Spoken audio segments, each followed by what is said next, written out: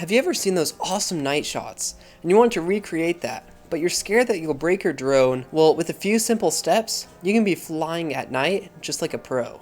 And the first and probably the most important thing is to make sure that you have your anti-collision lights. And no, you don't need the biggest and brightest lights, but just some lights that you can see maybe a few miles away will work perfectly. And usually you can find lights that you attach to your drone around under $50. And what these lights will do makes it so that people can see your drone at night and that you can see your drone at night. Because the last thing you want is to be flying and you lose your drone and you're trying to search in the dark and you don't have a light on it and you can't see at all. And talking about not seeing at all, if you want to simulate how to fly at night, you only need to do one thing.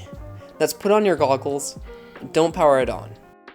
No, I'm joking, but if you actually want to see what you're flying at night, you want to use a camera with a bigger sensor. And what I mean by that is they make specific cameras for flying at night. For example, they have the Caddx Polar, which has a bigger sensor, which then means that you can fly at night and you can see a lot more. And no, you don't always need a night camera to fly, but it's really helpful and you can see a lot more. And on top of seeing when you're trying to fly, when it's dark, it's nearly impossible to see power lines, either until you've hit them or you're about to. And that's why you want to go in the morning. You want to make sure that you can see the obstacles beforehand, because the last thing you want to do is to hit a power line or get stuck in a tree and end your flight.